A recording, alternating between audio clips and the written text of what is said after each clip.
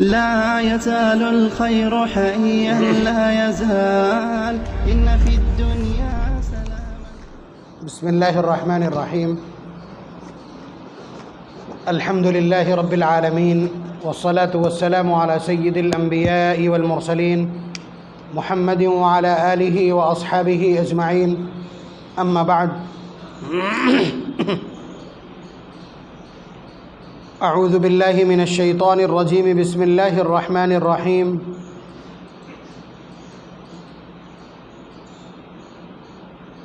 إن ينصركم الله فلا غالب لكم وإن يخذلكم فمن ذا الذي ينصركم من بعده وعلى الله فليتوكل المؤمنون. وقال تعالى: يا أيها الذين آمنوا إن تنصروا الله ينصركم ويثبت أقدامكم.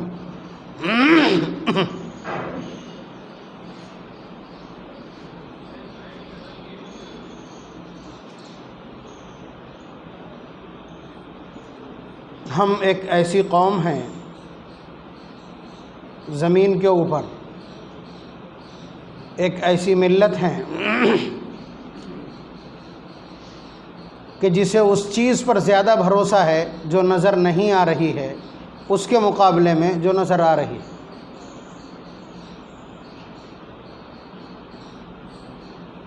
ہمارے اور فلسفے کے بیچ میں اتنا ہی فرق ہے کہ فلاسفہ کہتے ہیں کہ کس نے دیکھی جنت، کس نے دیکھی دوزخ، اور کس نے دیکھی قبر، اور کس نے دیکھا یہ سب نظام. کیا اس اندیکھے کے لیے سامنے دکھنے والے مزے اور عیش چھوڑ دو گے؟ بس اتنے فلسفے میں آدمی گمراہ ہو گیا. ہمارا قرآن کریم یہیں سے شروع ہوتا ہے: والذین یؤمنون بالغیب، کہ وہ لوگ جو غیب پر ایمان لائے.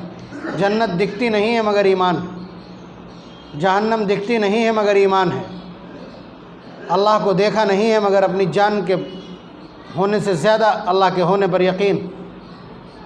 نبی اکرم صلی اللہ علیہ وسلم کے اوپر وحی اترتے نہیں دیکھی ہے مگر اتنا یقین ہے جتنا دیکھ لینے کے بعد ہوتا. قرآن کریم کے ایک ایک پیغام پر، ایک ایک خبر پر، جناب محمد الرسول اللہ صلی اللہ علیہ وسلم کے ایک ایک میسج کے اوپر اور آپ کے بتلائے ہوئے ایک ایک نقطے کے اوپر ہمیں اس سے زیادہ یقین ہے کہ جتنا دیکھ کر کے یقین کیا جا سکتا ہے، چھو کر کے یقین کیا جا سکتا ہے، اس سے زیادہ ہم کو یقین ہے ان خبروں پر جو جناب محمد الرسول اللہ صلی اللہ علیہ وسلم سے واسطہ در واسطہ ہم تک پہنچی. حضرت علی رضی اللہ تعالیٰ عنہ نے اسی ایمان بالغیب کو بیان کرنے کے لیے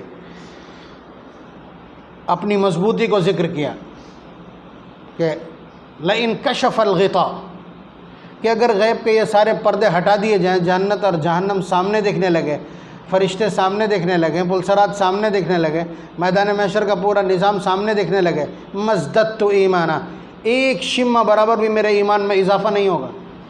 اس لیے کہ نبی نے جب فرما دیا تو میرے لیے ویسے ہی ہے جیسے سامنے سب کچھ نظر آ رہا.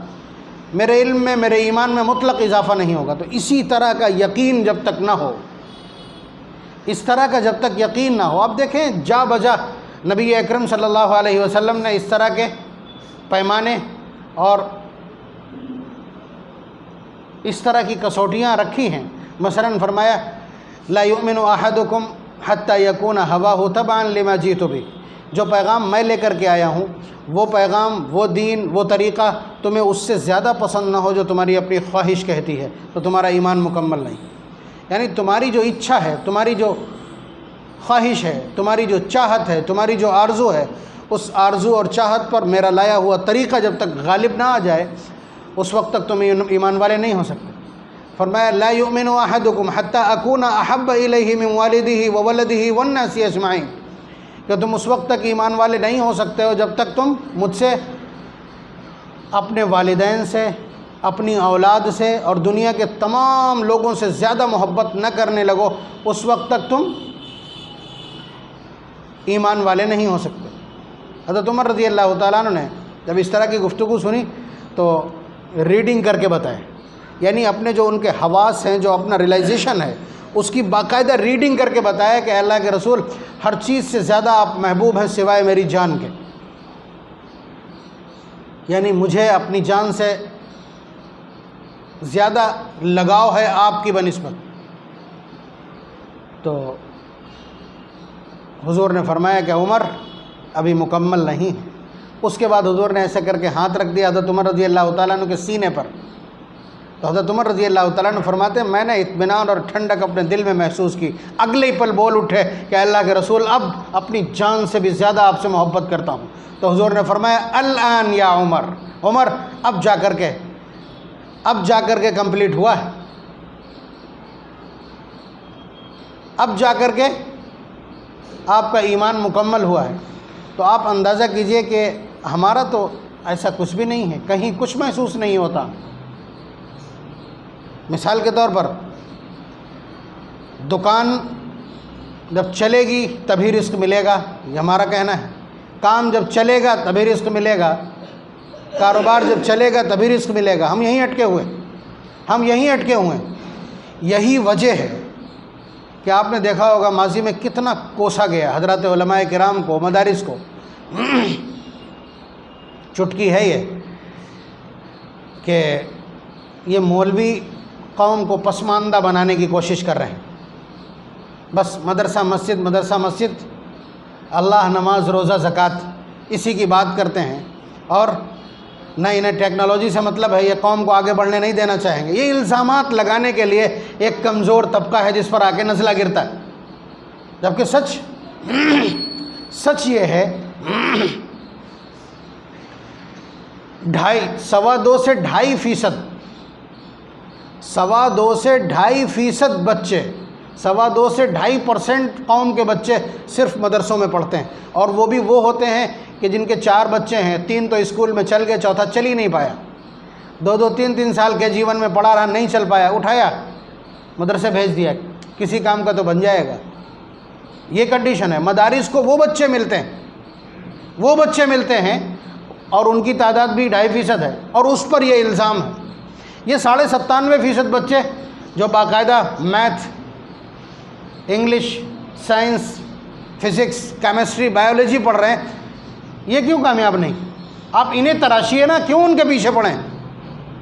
خوب جم کے کوسا گیا۔ آپ دیکھیں واٹس ایپ کے اوپر اس طرح کی بدتمیزیاں عام ہوتی، اور اتنا دباؤ چڑھ گیا تھا کہ ابھی جب لاک ڈاؤن میں حضرات علماء کرام اور ائمہ، مساجد بند ہو گئی، اماموں کی امامت چلی گئی، مدرسے بند ہو گئے، تو مدرسوں کا پڑھانا بند ہو گیا، تو اس میں خودکشی کی نوبت آ گئی۔ سب سے مضبوط اعصاب کے لوگ ہوتے ہیں جو چندے کے دوران گالیاں سنتے ہیں، بے شرمی کے ساتھ میدان میں رہتے ہیں،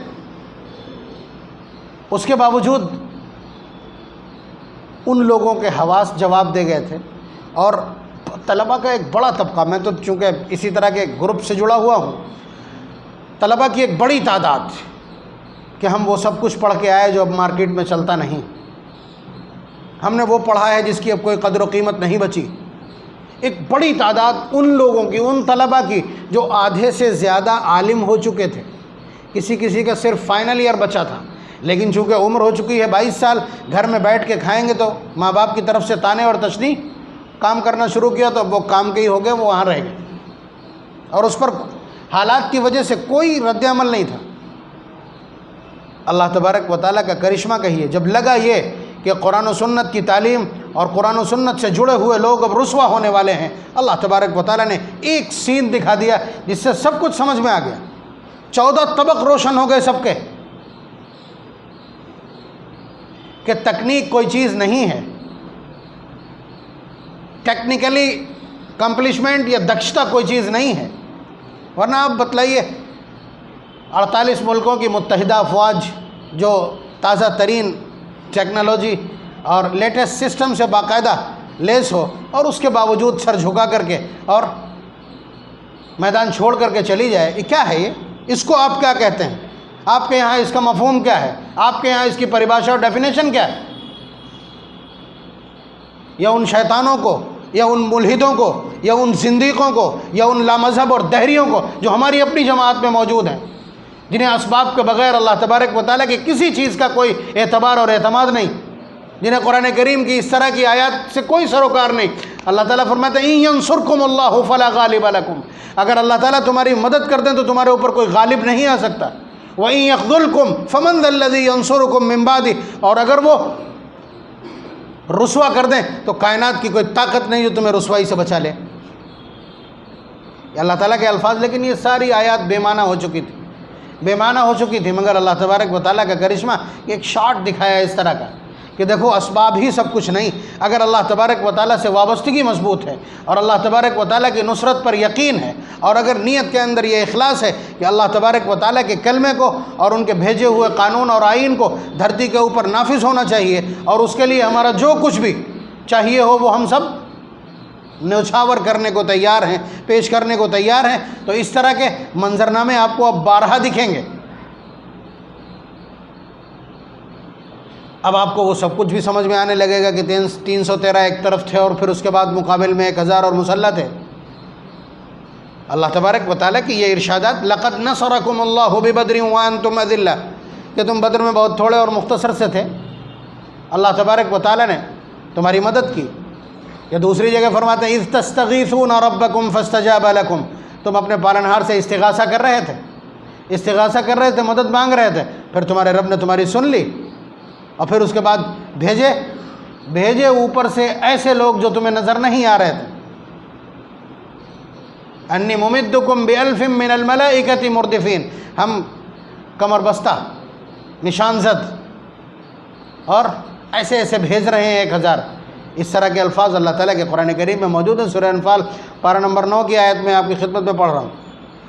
اور یہ والا زوم اور پندار اور یہ خیال اور تصور، یہ کانسیپٹ بھی اللہ تبارک و تعالیٰ نے پیروں تلے رون دیا ہے کہ اگر تعداد میں زیادہ ہوگے، اسباب میں دکش ہوگے اور سسٹم میں بہت زیادہ کمپلیش ہوگے تو تم غالب آ سکتے ہو. اللہ تبارک و تعالیٰ نے یہ پندار بہت پہلے توڑ دیا. یہ ذکر بھی کر چکا ہوں اس سے پہلے میں. پارہ نمبر 10 سورہ توبہ کی آیت دیکھیے، اللہ تعالیٰ فرماتے ہیں لَقَدْ نَصَرَكُمُ اللَّهُ فِي مَوَاطِنَ كَثِيرًا، کہ اللہ تبارک و تعالیٰ نے تمہاری مدد کی ہے بہت سے موقعوں پر. وَيَوْمَ حُنَيْنٍ، اور خاص طور سے حنین کے دن. آگے دیکھیے گا جملہ، یہ غزوہ حنین جس کا مال غنیمت تقسیم کیا تھا جعرانہ میں. جعرانہ میں جو لوگ حج کرنے گئے ہوں گے، اگر انہوں نے جعرانہ سے، جہاں کہا جاتا بڑا عمرہ، جہاں سے عمرے کو بڑا عمرہ کہا جاتا، وہ مقام جعرانہ ہے جہاں نبی اکرم صلی اللہ علیہ وسلم نے مال غنیمت تقسیم کیا تھا، وہ حنین کا ہی تھا. تو آپ اندازہ کیجئے یہ اکلوتا موقع ہے پوری ہسٹری میں، پوری بیٹل ہسٹری میں اکلوتا موقع ہے جب ہماری تعداد زیادہ اور دشمن کی کم تھی. 8 اور 12 کا ریشیو، آپ سمجھ رہے ہیں. تو صحابہ نے یہ سوچ کر کے کہ جب 300 تھے، 313 تھے تو 1000 رون دیے تھے، آج تو چٹکیوں میں کھیل نمٹ جائے گا، اور شکست ہو گئی، ابتداءً شکست ہو گئی. اللہ تبارک و تعالیٰ اسی کے اوپر کمنٹ کر رہے ہیں، اسی کے اوپر کمنٹ کر رہے ہیں کہ ہم نے حنین کے دن بھی تمہاری مدد کی اور اس سے پہلے بھی بہت سے موقعوں پر مدد کر چکے ہیں. اذ اعجبتکم کثرتکم، جب تم اپنی کثرت پہ اترانے لگے تھے، جب تم اپنی کثرت پہ اترانے لگے تھے کہ تم آج بہت سنکھیک ہو. فلم تغنی عنکم شیئا، پھر تمہارے کوئی چیز کام نہیں آئی. الفاظ دیکھیے گا، فلم تغنی عنکم شیئا، پھر کوئی چیز تمہارے کام نہیں آئی جس پہ تم اترا رہے تھے، تکیہ کیے بیٹھے تھے، بھروسہ کر رہے تھے، بلیو کر رہے تھے کہ یہ ساری چیزیں ہمارے پاس آج موجود ہیں اور سب نمٹا لیں گے. وضاقت علیکم الارض بما رحبت، اور زمین اپنی وسعتوں کے بعد تمہارے اوپر تنگ ہو گئی تھی. یہ تعبیر ہے قرآن کریم کی. ثم ولیتم مدبرین، پھر تم پیٹ پھیر کے بھاگے تھے. فانزل اللہ سکینتہ علی رسولہ، پھر اللہ نے اپنے رسول کے اوپر سکون نازل کیا. وعلی المؤمنین، پھر اس کے اوپر ایمان والوں کے اوپر سکون نازل کیا جو بھاگے ہوئے تھے. وانزل جنودا لم تروها، پھر ایسا لشکر اتارا جو تمہیں نظر نہیں آ رہا تھا. یہ آیت سمجھ میں نہیں آتی تھی، یہ تو آپ کو کہانی قصے لگتے تھے کہ یہ کبھی کا رہا ہوگا. صرف ایک ہی چیز کی ضرورت پڑتی ہے. اللہ تبارک و تعالیٰ کا ارشاد ہے، اللہ تعالیٰ نے اس کو بطور بیس اور بنیاد کا ذکر کیا. فرمایا بلا ان تصبروا وتتقوا، اگر تم صبر اختیار کرو اور اللہ سے ڈرتے رہو. یعنی مشکل حالات ہیں، ان مشکل حالات پر آپ ثابت قدم رہو. ثابت قدم رہو، وتتقوا، اور اللہ سے ڈرتے رہو، اللہ تعالیٰ کا خوف تمہارے اوپر غالب رہے، تو اللہ تبارک و تعالیٰ پھر یہ سب کچھ کرتے رہیں گے۔ تو بہت ساری چیزیں میں عرض اس لیے یہ کر رہا تھا، اشارتاً، اشارے آپ کی خدمت میں اس لیے پیش کر رہا تھا تاکہ غیب کا نظام آپ کی سمجھ میں آ جائے اور یہ معلوم ہو جائے کہ اللہ تبارک و تعالیٰ کی نصرت ہی بنیاد ہے، اور اللہ تبارک و تعالیٰ جس کو چاہتے ہیں اسے غالب کر دیتے ہیں، جسے چاہتے ہیں مغلوب کر دیتے ہیں۔ تو اتل الملک من تشاء وتنزع الملک ممن تشاء، جس سے چاہتے ہیں ملک اور بادشاہت چھین لیتے ہیں اور جسے چاہتے ہیں عنایت کر دیتے ہیں۔ وتعز من تشاء وتذل من تشاء، جسے چاہتے ہیں عزت سے سرفراز کر دیتے ہیں اور جس سے چاہتے ہیں خاک میں ملا دیتے ہیں، رسوا اور ذلیل کر دیتے ہیں۔ تو یہ اللہ تبارک و تعالیٰ کا خصوصی پیمانہ ہے، اسباب کی بنیاد پر کچھ نہیں۔ آپ دیکھ لیجئے، ایک آدمی پٹیا کے اوپر دکان لگائے، فٹ پاتھ کے اوپر دکان لگائے، اور ایک کے یہاں لاکھوں روپے کا مال بھرا ہے، اور شام کو جب اٹھتے ہیں تو پٹیا والے کے پاس زیادہ ہے، اس کے پاس آمدنی کم ہے۔ یہ اللہ تعالیٰ کا نظام ہے۔ آپ اگر اسباب میں بلیو کرتے ہیں تو یہ روزانہ اس طرح کے جھٹکے آپ کے سامنے۔ تو کہنے کا حاصل یہ ہے کہ اسباب سب کچھ نہیں ہے۔ ہم ایسی قوم ہیں جو اسباب پہ نہیں، مسبب الاسباب پہ دھیان رکھتے ہیں۔ دنیا سورج کو بڑا سمجھ کے اس کے سامنے صبح صبح ہاتھ جوڑ لیتی کہ جب وہ نکل رہا ہے تو ہاتھ جوڑ لیا۔ ہمارے اوپر پابندی ہے کہ اس وقت نماز نہیں پڑھ سکتے آپ، اس لیے کہ لوگ اس وقت غیر اللہ کی پرستش کر رہے ہیں۔ 20 منٹ تک سورج کے طلوع ہونے وقت جو آپ کی نماز ممنوع ہے، سجدہ تلاوت ممنوع ہے، حیات والی عبادتیں ممنوع ہیں، نماز جنازہ ممنوع ہے، اس کی وجہ یہی ہے کہ اس وقت غیر اللہ کی پرستش جاری ہے۔ آپ اس کے حصے دار مت بنیے، آپ اپنے پالنہار کی پرستش کرتے ہیں۔ وہ گرہن ہو جائے تو سارے معبودوں کو گنگا جل سے دھونا پڑتا ہے ریچارج کرنے کے لیے، ان کی طاقت واپس لانے کے لیے۔ ہم اس رب کی پرستش کرتے ہیں جس نے اسے روشنی دی تھی اور ایک دن کے لیے چھین لی تھی۔ تو یہ سب کچھ بہت پرانا ہے جو کہا جاتا رہا ہے اور کہا جا رہا ہے۔ قرآن کریم بار بار اس طرح کی بات کرتا ہے۔ قرآن کریم بار بار ما یفتح اللہ للناس من رحمت فلا ممسک لها، اللہ تعالیٰ جس کے اوپر رحمت کے دروازے کھول دیں اسے کوئی بند نہیں کر سکتا۔ وما یمسک فلا مرسل له من بعدہ، اور جب اللہ تعالیٰ بند کر دیں کسی پر رحمت کے دروازے تو کوئی نہیں جو کھول لے۔ ابھی خطبے میں سنتے ہیں من یضلل اللہ فلا ہادی لہ، جسے اللہ تعالیٰ گمراہ کر دیں اسے کوئی ہدایت نہیں دے سکتا۔ ومن یہد اللہ فلا مضل لہ، جسے اللہ تعالیٰ ہدایت دے دیں اسے کوئی گمراہ نہیں کر سکتا۔ یمحو اللہ ما یشاء ویثبت، ہم تقدیر کی بات کرتے ہیں کہ اللہ تعالیٰ نے طے کر دیا ہے، لیکن ادھر اللہ تعالیٰ کہتے ہیں تقدیر لکھی تو میں جسے چاہوں مٹا دوں، جسے چاہوں باقی رکھوں۔ تو آپ یہ سمجھیے کہ ایک ایک شمع مٹا دیا ہے آپ کے خیال اور تصور کا۔ آپ کسی چیز پہ ڈیپینڈ نہیں کر سکتے۔ آپ اپنی صحت کے اوپر اگر نازاں ہیں، آپ کو زوم ہے، تو آپ دیکھ لیجئے کہ ذرا سی خبر ملی کہ شوگر ہے، اگلے سال بھر کے بعد وزن تول لیجئے کہ کہاں پہنچا۔ آپ کو ناز ہے دولت پر کہ ہم جو چاہیں گے وہ کھا لیں گے، تو دیکھ لیجئے کتنوں کے شکر بند ہے، کتنوں کا تیل بند ہے، کتنوں کا دودھ بند ہے، کتنوں کا پانی بند ہے، اور کتنوں کا نمک بند ہے، کتنوں کا گوشت بند ہے، کتنوں کا مرچ بند ہے۔ کیا ہے یہ سب کچھ؟ یہ وہی ہے وما تشاؤون الا ان یشاء اللہ، جو اللہ تعالیٰ چاہیں گے وہ ہوگا، جو تم چاہو گے وہ نہیں ہوگا۔ یہ اللہ تعالیٰ کہہ رہے ہیں خود۔ اسباب حاصل کیے جاتے ہیں، اور یہ دنیا دار الاسباب ہے، یہاں اسباب کے تحت سب کچھ ہوتا ہے۔ چھری کاٹتی ہے، آگ جلاتی ہے، پانی ڈبوتا ہے، ٹھیک ہے، پیسہ ہو تو ضروریات پوری ہوتی ہیں، کھانا ہو تو پیٹ بھرتا ہے، اور نیند آئے تو فریش ہو جاتے ہیں، کھانا نہ کھائیں تو کمزور ہو جاتے ہیں۔ یہ اسباب سے جڑا ہوا نظام ہے، لیکن یہ آپ سمجھ لیجئے کہ یہ کھانا بھی اللہ تعالیٰ نے عنایت کیا ہے، اور یہ تبھی جسم میں کام کرے گا جب اللہ تعالیٰ چاہیں گے۔ نتائج کے نام پر اللہ تبارک و تعالیٰ، اور یہ جملے اللہ تعالیٰ چاہتے ہیں کہ آپ بولیں باقاعدہ، یہ آپ جملے بولتے رہیں۔ نبی اکرم صلی اللہ علیہ وسلم نے زندگی اور زندگی کا جو خاکہ ہمارے سامنے رکھا ہے، اس میں یہی ہے کہ آپ کے ہر جملے سے اور آپ کے ہر ہیئت کے بدلتے وقت، آپ کے اٹھتے بیٹھتے، کھاتے پیتے، سوتے جاگتے، چلتے پھرتے، بزنس میں، گھر میں اور بازار میں اور گھر میں آتے وقت، بیت الخلاء میں وہاں سے نکلتے وقت، مسجد میں آتے اور جاتے وقت، ہر وقت ڈپینڈنس، انحصار اور نربھرتا یہ نظر آنا چاہیے۔ گھر سے باہر قدم رکھا کیا پڑھا؟ بسم اللہ توکلت علی اللہ، اللہ تیرے بھروسے باہر نکلا ہوں، تیرے بھروسے باہر نکلا ہوں۔ کون تیز موٹر سائیکل والا شراب پیے ہوئے آ کے بھیڑ دے کنارے کھڑے ہوئے کو؟ یہ آپ سمجھ لیجئے کہ آپ سمجھتے ہو اچھے ڈرائیور ہیں تو آپ اچھے ڈرائیور ہیں، سامنے والا ضروری تو نہیں ہے کہ اچھا ڈرائیور ہو۔ آپ سڑک کے کنارے بیٹھے ہیں، ضروری تو نہیں ہے کہ کوئی آ کر کے آپ سے ٹکرائے نا۔ تو صلاحیتیں کام کی نہیں ہے، قابلیت کام کی نہیں ہے۔ اب تو سمجھ میں آ گیا کہ اکلوتی چیز ہے جسے اللہ تعالیٰ بچا دیں وہی بچے گا، جس پر اللہ تعالیٰ سرکشا کوچ چڑھا دیں وہی بچے گا۔ وہی فارمولہ ہے کہ اللہ تیرے بھروسے پہ نکلا ہوں، قابلیت کوئی نہیں۔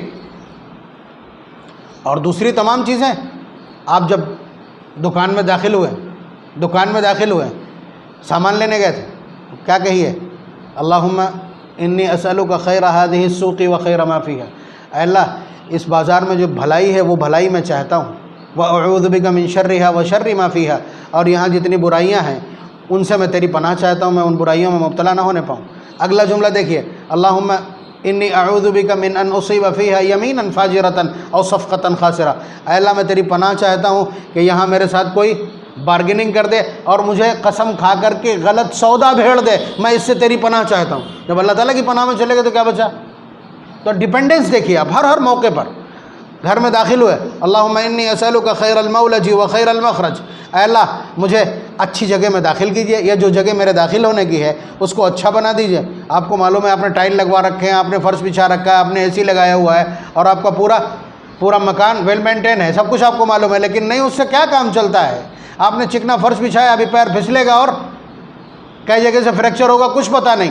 یہاں بھی آ کر کے وہی ڈیپینڈنس دکھلانا ہے، انی اسألک خیر المولج، اے اللہ جہاں آپ مجھے داخل کر رہے ہیں اسے میرے لیے خیر بنا دیجئے، وخیر المخرج، اور جہاں میں نکل رہا ہوں، جہاں سے نکل رہا ہوں اسے بھی میرے لیے خیر بنا دیجئے۔ آپ دیکھیے جس وقت ہم سفر کے لیے جاتے ہیں، اللہم انی اسألک، کہ اللہ میں اس سفر کے ذریعے سے آپ کی خیر طلب کرتا ہوں، اللہم انا نسألک من سفرنا هذا البر والتقوى، نیکی اور تقوی چاہتا ہوں اس سفر کے ذریعے، ومن الاعمال ما ترضى، اور ایسے اعمال سفر میں مجھ سے سرزد ہوں جس سے آپ راضی ہوتے ہیں۔ اللہم ہون علینا هذا السفر، اے اللہ میرے سفر کو آسان کر دیجئے، واطوی عنا بعدہ، اور اس کی جو دوری ہے اسے سمیٹ دیجئے۔ حالانکہ آپ کے پاس لگژری گاڑی ہے، سب کچھ ٹھیک ٹھاک ہے، اس کے باوجود یہ ڈیپینڈنس ہے اللہ اسباب پہ نہیں۔ اللہم انت الصاحب فی السفر، اے اللہ آپ میرے رفیق سفر ہیں، سفر میں آپ میرے ساتھ رہیے۔ والخلیفۃ فی المال والاہل والولد، اے اللہ گھر بار، مال و اسباب، کاروبار، تجارت میں آپ کو اپنے پیچھے چھوڑ کے جا رہا ہوں، خلیفہ بنا کے جا رہا ہوں۔ اللہم انی اعوذ بک من وعثاء السفر، اے اللہ سفر میں پیش آنے والی پریشانیوں سے آپ کی پناہ چاہتا ہوں، وکآبۃ المنظر، اور کسی برے منظر سے آپ کی پناہ چاہتا ہوں، وسوء المنقلب، اور میں لوٹ کر کے آؤں مجھے کوئی بری خبر ملے میں اس سے بھی آپ کی پناہ چاہتا ہوں۔ بچا کیا؟ اگر اس طرح کا انحصار اللہ تبارک و تعالیٰ کی ذات پر پیدا ہو جائے تو آپ بتائیے زندگی کیسی ہوگی؟ زندگی ویسی ہی ہوگی جہاں پیر رکھ دو کہ زمین ہلنے لگے گی۔ فاروق اعظم رضی اللہ تعالیٰ عنہ کا یہ پاور، اس صحابہ میں سے کسی کا بھی امپاورمنٹ، جن کو اللہ تبارک و تعالیٰ سے اس درجے کی وابستگی ہو، جن کی ڈیپینڈنس اور جن کا انحصار اتنا زیادہ ہو، اللہ تبارک و تعالیٰ فرماتے ہیں کہ میں اس کے سارے کام بناتا ہوں۔ وَمَن يَتَوَكَّلْ عَلَى اللَّهِ فَهُوَ حَسْبُهُ، جو میرے اوپر بھروسہ کرتا میں اس کے لیے کافی ہوں، اس کے سامنے آنے والے مسائل کے لیے میں اس کے آگے کھڑا ہوں۔ ابھی آگے کھڑا کیا نا، آپ دیکھیے یہ دعا کے جو جملے ہیں یہ سب اللہ تعالیٰ کو آگے کھڑا کرتے ہیں، اللہ میں تیری پناہ میں ہوں۔ کسی کے گھر میں گھس جانا، کسی کے پیچھے کھڑا ہو جانا، کسی کو آگے کر کے اس کے پیچھے چھپ جانا، یہی تو پناہ کہلاتی۔ آپ نے ہر کام میں اللہ تعالیٰ کو آگے کر کے اور اپنے آپ کو پیچھے کر لیا، یہی عبدیت ہے، یہی بندگی ہے۔ اور ایسے لوگوں کو 48 نہیں 96 بھی آ جائیں گے تو کچھ نہیں بگاڑ سکے۔ تو یہ انحصار چاہیے، یہ اس پوری ملت اسلامیہ سے مطلوب ہے۔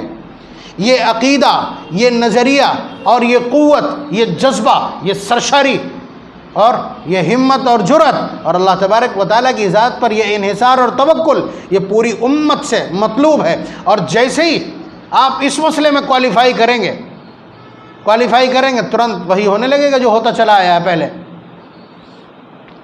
تو آپ اندازہ کیجئے کہ اگر اللہ تبارک و تعالیٰ سے نصرت درکار ہے تو اللہ تبارک و تعالیٰ کی ذات کے اوپر انحصار کرنا ہوگا۔ دوا پلائیں یا بات ہو رہی ہو، بات میں جب تک یہ جملے نہیں چلائیں گے اس وقت تک آپ کے دل میں نرمی پیدا نہیں ہوگی کہ دکان اور کاروبار کیا، اللہ تعالیٰ جب دیں گے تو بغیر دکان اور کاروبار کے بھی دے سکتے ہیں، ہمارے تو کام ہے ڈیوٹی دینا، ہم ڈیوٹی دے رہے ہیں۔ لیکن اس میں پھر یہ بھی دکھانا پڑے گا کہ خطبے کے لیے امام کھڑا ہو جاتا ہے، اس کے بعد جو لپ جھپ لوگ آ رہے ہیں یہ تو یہ بات نہیں کہہ پائیں گے نا، یہ باتیں یہ لوگ تو نہیں کر سکتے، اور جو سلام پھیرتے ہی بغیر دعا کے بھاگ کھڑے ہوتے ہیں یہ لوگ تو یہ باتیں نہیں کر سکیں گے نا۔ کچھ نہ کچھ تو شو کرانا پڑے گا، کچھ نہ کچھ تو کمٹمنٹ اور کنسنٹریشن دکھلانا ہی پڑے گا۔